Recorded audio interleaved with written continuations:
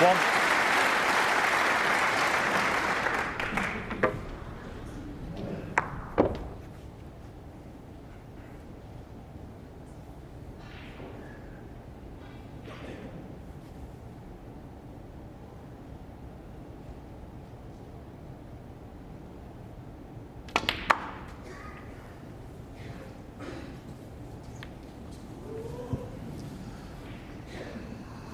Not quite what he Six. played.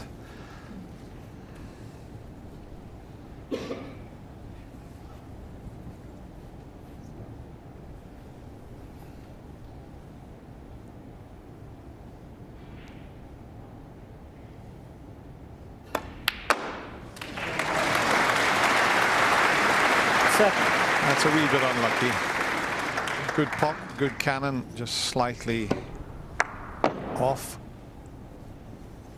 Bit unlucky that.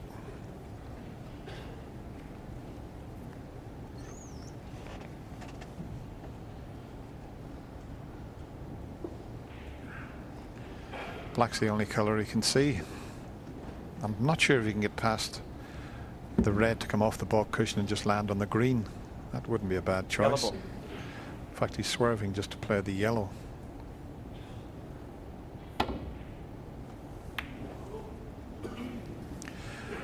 Just as good though. He's finished up with what we call a Chinese snooker, where you're in front of the colour rather than behind it. Makes it awkward striking.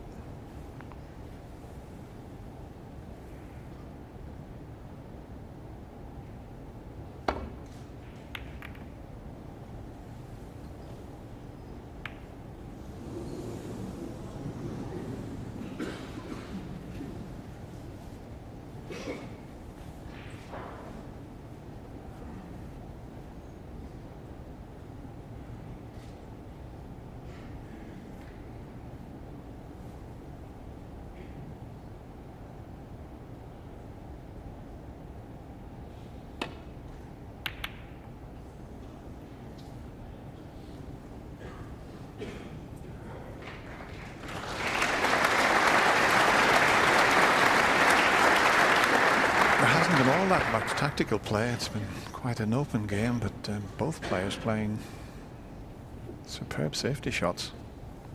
This is tough. There's no easy safety shot. He might have to have a go here, Stephen. Yeah, this is a supreme test of cue in here. You have to keep so still in these shots when you're playing with pace from under the cushion.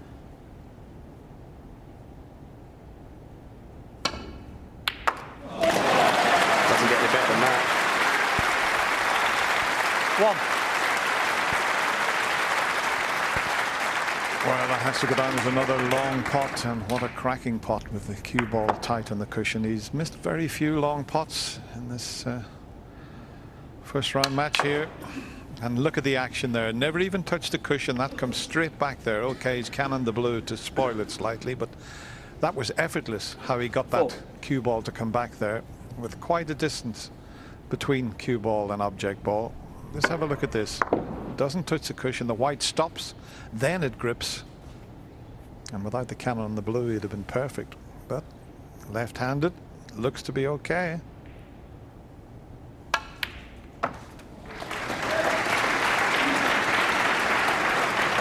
Five.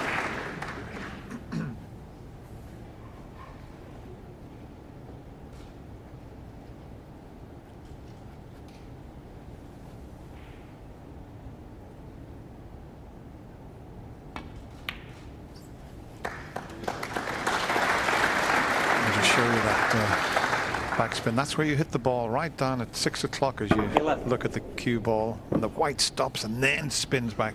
You could see it there with that spotted cue ball. What happens? 12. 6.5 feet without any effort whatsoever. He screwed that back.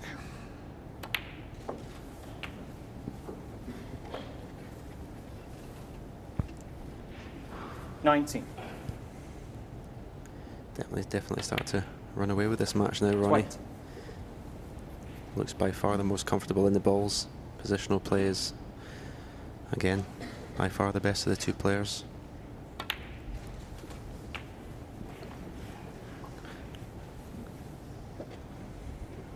$27.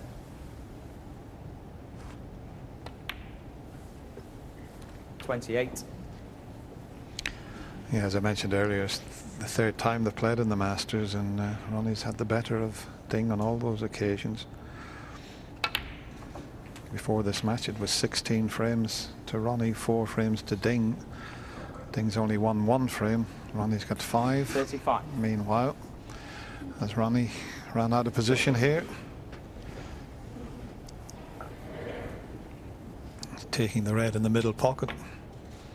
Couldn't get to the other one. He's overdone it. So all not lost just yet for Ding Junhui. And we know he's a pretty good pressure player. This young Chinese sensation. Can he pull something out of the bag here?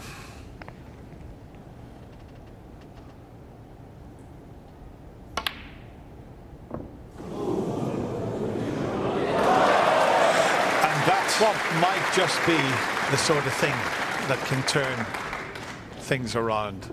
Okay, still got a difficult red the left side of the table, but could that be a slight turning point? He might be able to bring the red into play here.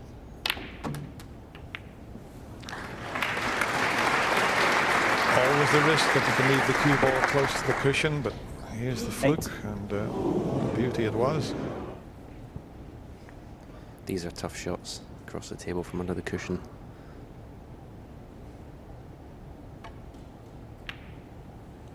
That was a lot better shot than it looked. No. Now what a chance. Ronnie will be kicking himself if he loses this frame. Really careless positional shot before off the black.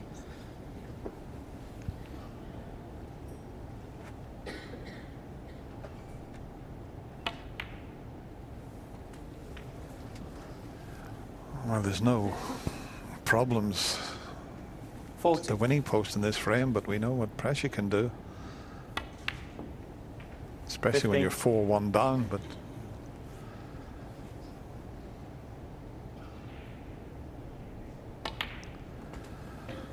well, 4-2 instead of 5-1. Oh, that is a vast difference. 20.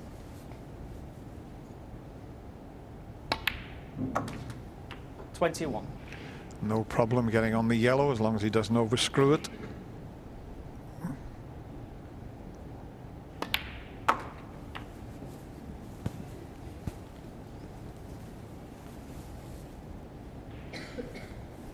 $27.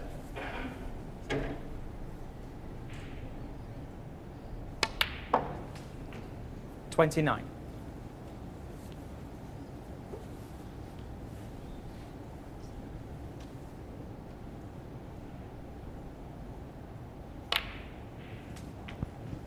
$32. A difference of about a millimetre in position from Ronnie between 5-1 and 4-2. 36.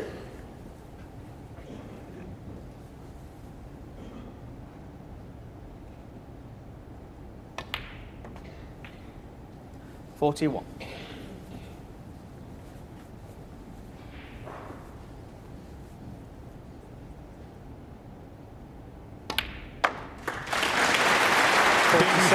Just showing how good he is under pressure. His back was right against the wall. That was a terrific clearance, and he narrows the gap, but he's still 2 frames behind.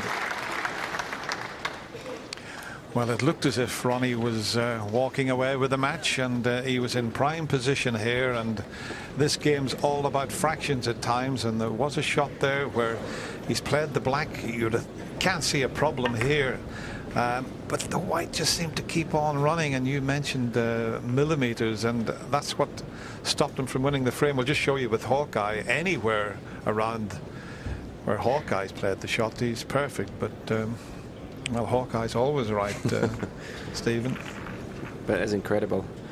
I mentioned that he was starting to run away with the match, and as you said, could that fluke be a turning point?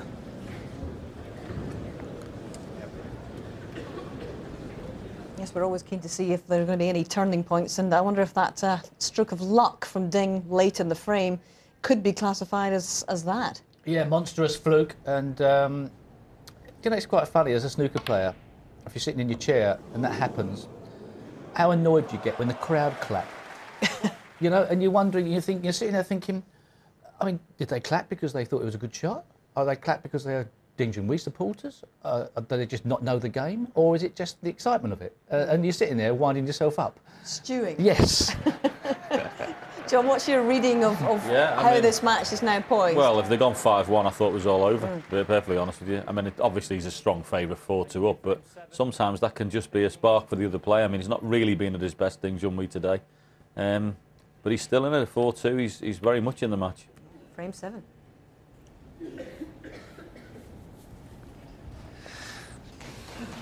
You can't beat a little fluke at the right time.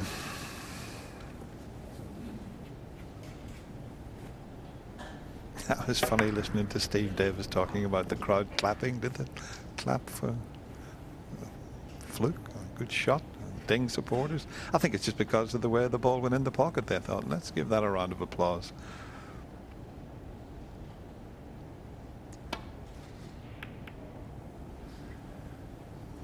Talking about being focused when you're out there, I remember the World Champions against Steve Davis once. Stephen, he missed the ball in the corner pocket. It jumped up in the cushion, ran along the cushion and dropped in the pocket. The crowd are up in arms and Steve walked around the table as if nothing had happened and just cleared up. Focused.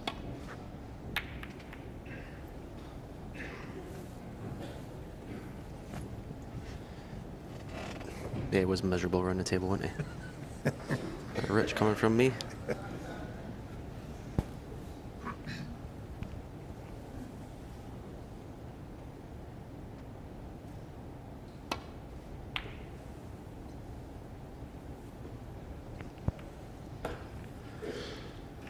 That's a very good safety shot. And the pace is superb.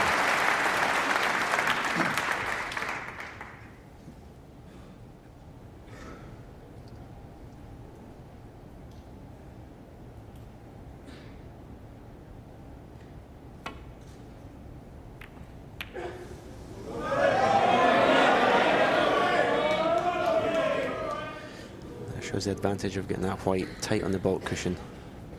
Forces a mistake from Ding.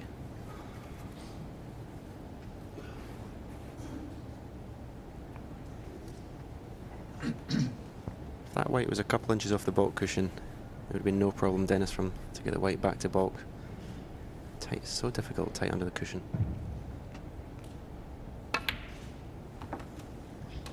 One. Yeah, it's always been the name of the game. There's some fantastic potters in the game nowadays, and we'll see most of them here, the top 16, but the good tactical game plays such a key part to success in the game of snooker. And Ronnie has that element to his game. He can be as good a tactical player as 6. anyone that's ever played the game. And Ding, from tight on the cushion, tried to just hit that a little bit thicker. He just caught it too thin, that red.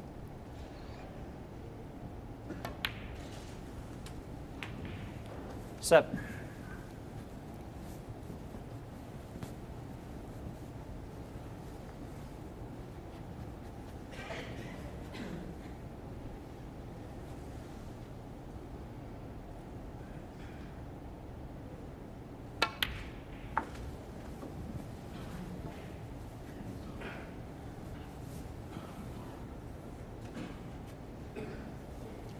$30.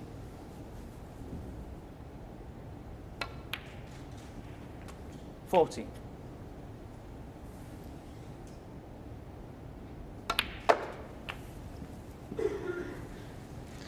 Has he done it again? We're talking about millimeters, and it looks as if he's landed on the red again. 21. Look at that. That's the end of break. So, once again, fractions making all the difference. I think he was hoping to just nudge that red, or even maybe